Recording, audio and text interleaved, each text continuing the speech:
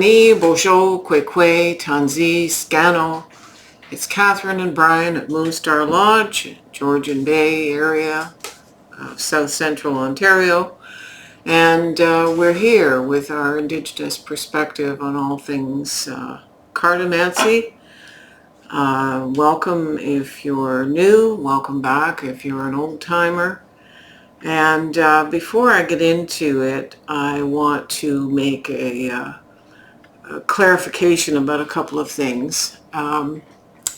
When I said jokingly last week, eeny, meeny, chilly beanie, the spirits are about to speak, that was in reference to Bullwinkle Moose of the Rocky and Bullwinkle show. And if you were a kid watching cartoons in the 60s, you would know Rocky and Bullwinkle. So I should have credited that. And secondly, I'd like to thank those who pointed out that I had a Sagittarius card, but gave the dates for Libra. And I wanted to make an explanation of what happens when that kind of thing comes up. When I trained in parapsychology in university for 7 years, I wanted the science of anything metaphysical and how we do the work of assessment for spirits and all the technical classifications. And concurrently, I was mentored by a medium in the spiritualist church.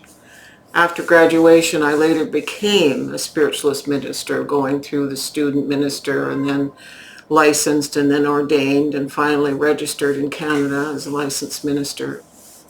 And I transferred that to our Indigenous spiritual center because the laws had changed by that point. And it's all about ancestor work. I wanted the spiritualist training for the mediumship skills. And once it was legal, I did the shamanism training that I needed for 11 and a half years. So I come at mediumship from a number of perspectives. And one of the things I teach my students since 1982, when you're working with clairvoyance, clairaudience, clairsentience, clairolfaction, all the psychokinetic gifts, you're working with different levels of spirits. And there's 9 general categories of spirits. They're all very different. Angels, spirit guides, you have ascended masters and teachers, you have that bunch that we would call aliens, you have animal totems, you have, anyway, they're umbrella categories that are general categories, and within each category there are myriad types of spirits. And the classification chart that I worked with Metascience, and my students will remember this one, talks about the levels from Earth on up and the vibrational capacity of the guides and teachers within it. You won't be able to read this. This isn't a teaching on that. But please know that when I am channeling, which I am doing some of while I am doing a card reading, I have opened myself to the spirits that I work with to receive additional information for the reading. I liken it to being an old-fashioned telephone operator in front of a giant switchboard, like you used to see in hotels and hospitals and things. And she's got one headset, one brain, one set of ears, but 40 different lights are showing up. And she has to decide, or they have to decide, who to plug into. That's what I feel like when I'm channeling. Sometimes when I'm tired, and I have been working, I made the mistake in the dates. It is a mistake and it isn't a mistake. I'll back that up in a minute. I blurted out the Libra dates because one of my guides was speaking to me about that for some people in this collective reading, although the card said Sagittarius, what I was talking about would happen for some starting as early as the dates in Libra. And so that's what came out of my mouth, the dates for Libra. And so it was an honest mistake. And or an honest blurb that I couldn't fix in the moment. But please understand that that whole spectrum of dates, anywhere from Libra through to the end of the time of Sagittarius, which is into the end of December and winter solstice, all of that time period applies. And that's because working with chronological time is different for, for us and spirits. So they don't use time in the same way we do. Anyway, I hope that clarifies things. And no harm, no offense taken by those of you who pointed out the differences in the dates that I spoke versus the card that was in the reading. I welcome you to help me out. My humanness shows when I get fatigued, and that's part of the journey I have with rheumatoid arthritis. The closer in the afternoon I get to 4 o'clock and a cycle of medications I have to take, the harder it is for me to stay in my lane, so to speak. Anyway, this week they want me to talk about the period from March 31st, as I mentioned, till April 6th.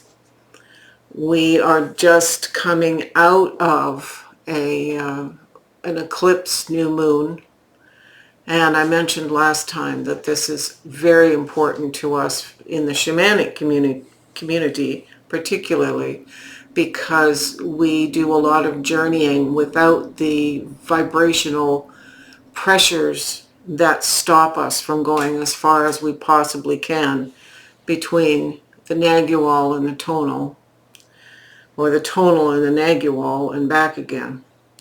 So when I was up at the night, Spirit suggested to me in the bathroom that we do a medicine wheel.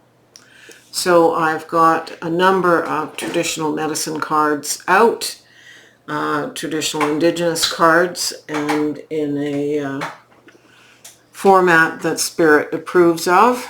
And so I will ask Brian to flip the camera.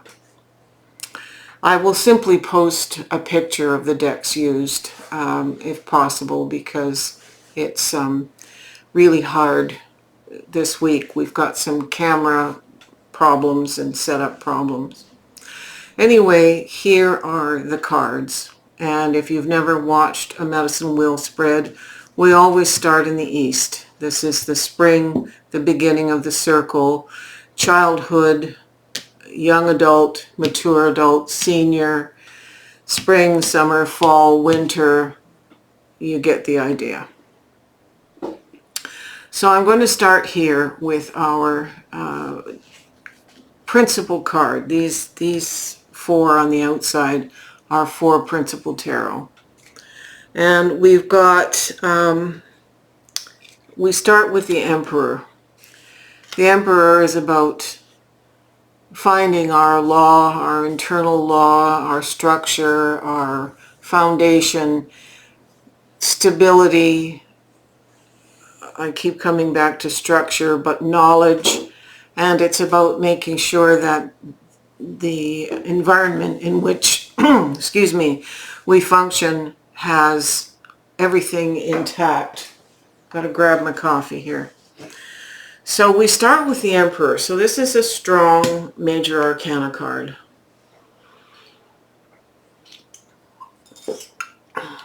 There are elements of justice to the Emperor that don't get spoken of, but keeping things in the way of right relationship and making sure our infrastructure in our lives is in balance and on point. We move to the southeast here, and the southeast has the 3 of intuition, and it's asking us to listen. When we're building our foundation, building our structure, taking responsibility for being the emperor in our own domain, we still need to listen to others. We can't be an autocrat. This is about listening and getting information for the resources that we need. This is heavily about resources. A lot of these cards relate to pentacles. And I often speak of pentacles as our earthly walk, our job, our family, and finances. But it's about all the kinds of resources that we have available to us. So this is listening for help with building, listening for where the resources are. And moving to the south of the wheel, we have what it would be the Ten of Cups. Joyful family, joyful emotional bonding, positive supports, everything in place. It's a happiness card. So we've got our structure forming, our foundation, our life in order. We've got people to work with, beings to work with, spirit, totems. We've got access to information about resources. We've got happy family. So far, so good. The defender of sensations is a very powerful being. He'd be equivalent to a page, a young being going after what needs to be gotten, going after whether it's knowledge or things or emotional stability or intellectual clarity. This defender of sensations is about the resources that we need, equivalent to the page, but a very powerful equivalent to the page. So this is the defender of, the going out after, learning about, incorporating into life, and so on. Apparently my phone needs to go to sleep. Okay, moving to the west position over here. We've got the Seven of Cups. And the Seven of Cups is all about illusion, fantasy. I often refer to it as going down the rabbit hole. And that's okay. It's we're going to come back around and do the clarifiers for these cards. So this is about thinking and dreaming about things that are possibly good for us and things that are not. The ancestors are in the upper two quadrants here. The northwest, we have the Four of Wands. And the Four of Wands is all about success. It can be ancestors supporting us in our success at the end of something we've strived for. So the beginning, the Ace of Wands is the incubating idea. The Second of Wands is the choice. The Third of Wands is making inroads. And the Fourth of Wands is success. It can be celebration and marriage. It's about the appreciation of accomplishing something.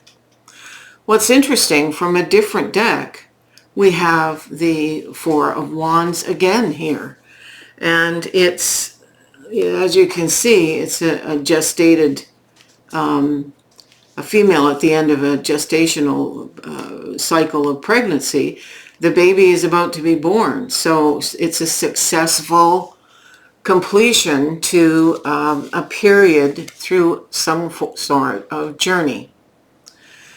And the seventh card here, the eighth card, is the Seven of Wands. So it's interesting. We had two fours, two sevens here.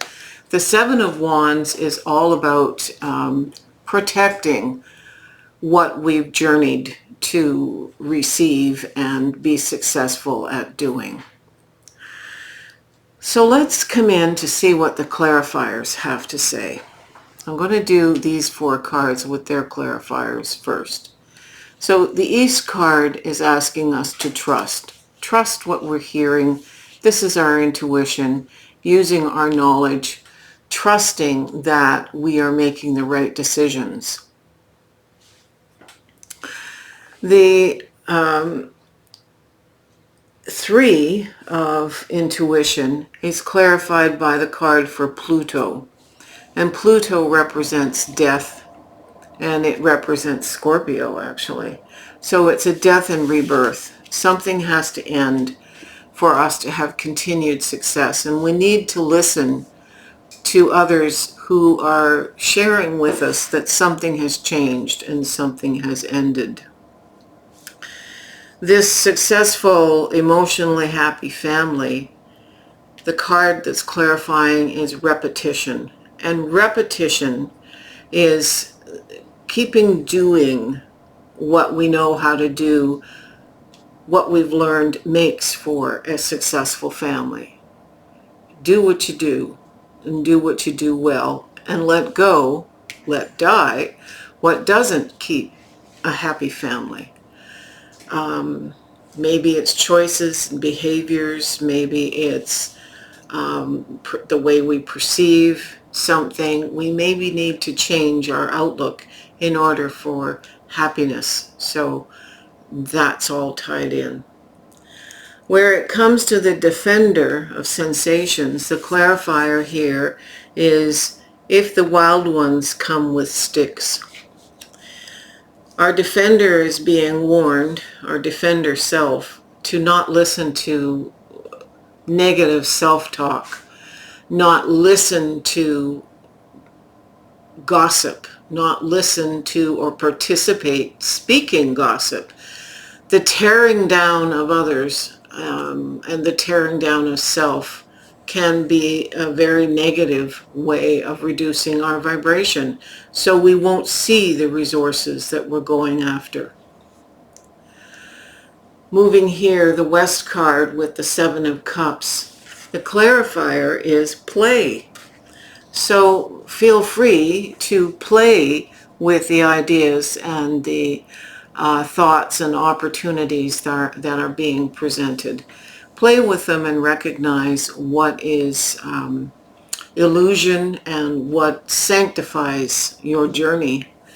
We are offered all kinds of resources. This is directly opposite to our resources card. The clarifier for the 4 of Wands is called the Gatherer.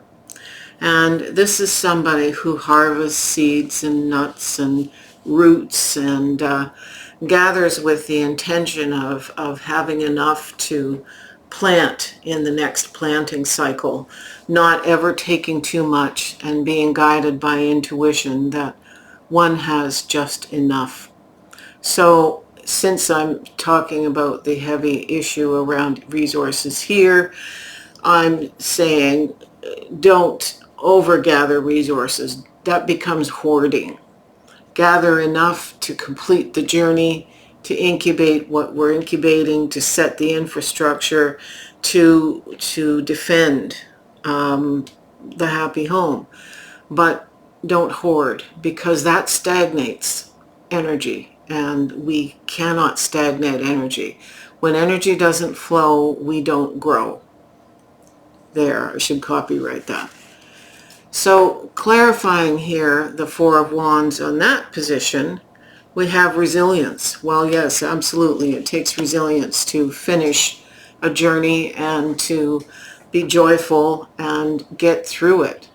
Getting through is important, which is interesting how it relates here to this card, clarifying the 7 of Wands. So we're going from the 4 of Wands to the 7 of Wands to the equivalent of the 10 of Wands.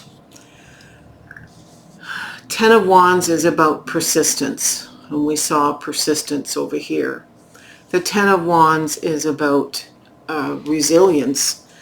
It can feel like a burden, but it's about putting down what isn't working anymore, but not too soon. Get done what needs to be done. You've protected it, you've made it grow, so, not you, we all have. And that's important to recognize, that we've accomplished what the infrastructure that we've set out. We've gone full circle with this whole concept. So now we come to the 3 cards in the middle. I'm going to read the Dotem card here from the Ash of Frost deck. And the Dotem card is Elder Duck. And it says, follow the flow. The card that fell out with it, I didn't put in the middle. Excuse me again, losing my voice. The Elder Duck goes with the flow, but the salmon, Elder Salmon, is the other card that fell out. And Elder Salmon says, persist, keep going, keep defending, keep resilience, keep going for your final goal. And then we have Scarab and we have Sage. And Scarab is about rebirth and second chances. Not second chances as given by other people, but giving ourselves second chances for our immortal soul by persevering with our karma and our shadow.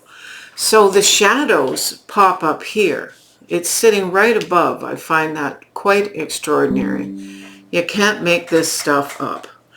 So the Scarab is about the renewal cycle and the constant renewal cycle, and it's why the Egyptians gave it such credence.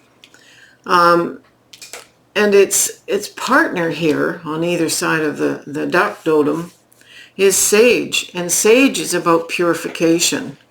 So the way that we manage to give ourselves a second chance is to purify, to reduce the amount of shadow we carry and the way we act out under the influence of shadow, whether we're acting out toward others or acting out against ourselves, which is what this card means. So it's very much, these work quite a bit hand in hand. They're acknowledging the need to celebrate and ritualize. This is more the ritual, and this is the acknowledgement of the shadow. You can flip the camera, Brian. All in all, this is a remarkable a week ahead. Mercifully, we don't have any more eclipses or anything else in sight, but we're definitely into the spring. And just a reminder that as we move towards spring, when we begin to see the buds on the trees about the size of the end of the finger, we need to be finishing up whatever repairs and mechanics we're doing to our sacred objects. The winter is coming to an end, and anything we've been working on, it's the time to hibernate and talk with relations and work on our medicine objects, because they constantly need repair.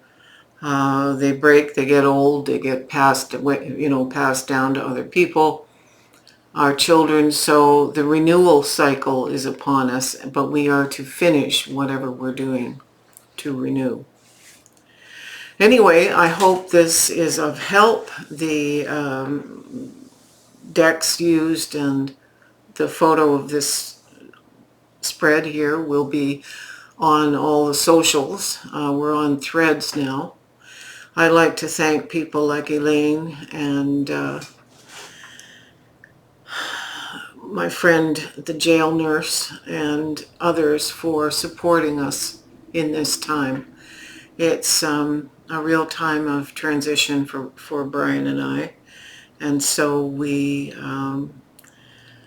thank you for that support, and to look for the upcoming newsletter that will be out in the next week with all the classes and such. You can hit the more information button, and you'll get information on the decks, but also how to get a hold of us and how to support us with the coffee, because as you can hear by my voice, definitely need it. Anyway, miigwech, Yahweh, aho, peace.